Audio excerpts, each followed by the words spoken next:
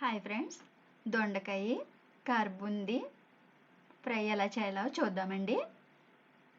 ఇదిగోండి, దొండకాయలు ఇలాగా సన్నగా చీరుకోవాలి. దొండకాయని వచ్చి 4 బద్దల కింద చీరుకోవాలి. ఇప్పుడు మనం తగినంత ఆయిల్ వేసుకుందాము.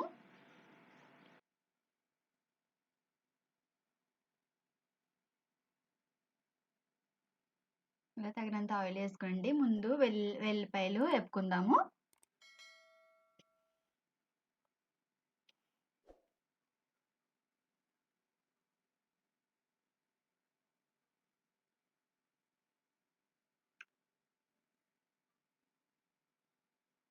వెల్లిపాయలు అలా వేగిన తర్వాత ఇప్పుడు పచ్చిమిరకాయలు మనం సన్నగా కట్ చేసుకున్నాం కదండి, కొంచెం పొడవుగా చీరుకున్నాం అనమాట. అవి కూడా వేసుకొని లైట్గా వేగిన తర్వాత ఇప్పుడు ఇవ్వండి, జీలకర్ర, మనం కరివేపాకు, ఎండుమిర్చి కూడా వేసుకొని వేపుకుందాము. ఇప్పుడు అవి కొద్దిగా వేగినాక ఇప్పుడు సన్నగా చీరి పెట్టుకున్నాం కదా 4 బద్దల కింద, అది కూడా వేసుకొని వేపుకుందాము. దొండకాయ ముక్కలు కూడా వేసుకొని అలా వేపుకోవాలి. లైట్గా ఒక 5 నిమిషాలు సిమ్లో పెట్టుకునండి మగ్గనివ్వాలి.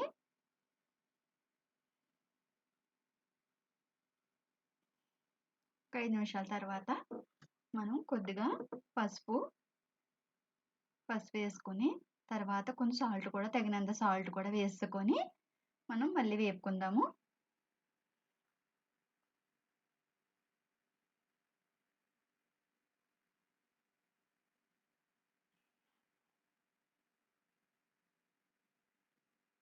ఇలా బాగా వేపుకోవాలండి. అలా బాగా అంతా కలిసేలాగా కలిపేసుకొని ఒకసారి మూత పెట్టేసుకుందాము. మూత పెట్టేసుకుంటే కొంచెం మెత్తగా మగ్గుతాయండి దొండకాయలు. చూడండి ఎంత బాగా మగ్గినాయో. ఇలా బాగా కుక్ అయిపోయినాయి.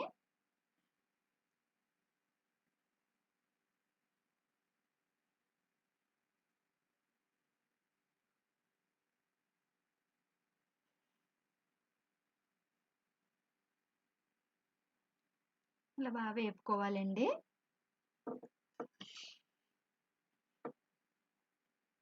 ఇదిగోండి, ఇప్పుడు అల్లం వెల్లుల్లిపాయ పేస్ట్ కొద్దిగా వేసుకున్నాం.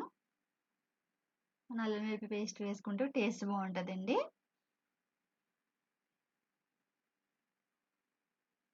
అది కూడా వేసుకుని అంతా బాగా కలిసేట్లు పచ్చివాసన పోయేదాకా లైట్గా ఒక 5 నిమిషాలు అలా మనం ఫ్రై చేయాలి.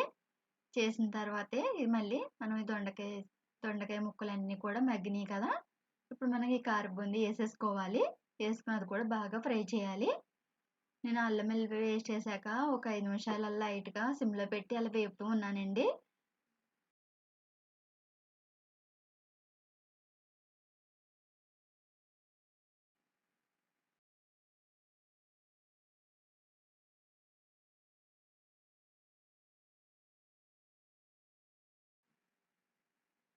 ఇప్పుడు కారం వేసుకోవాలి.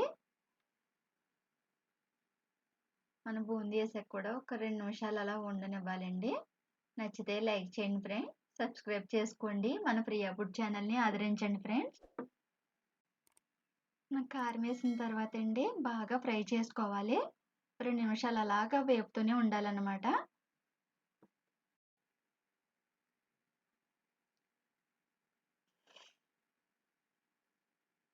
మన దొండకాయ కారం బూందీ ఫ్రై రెడీ అయిపోయిందండి.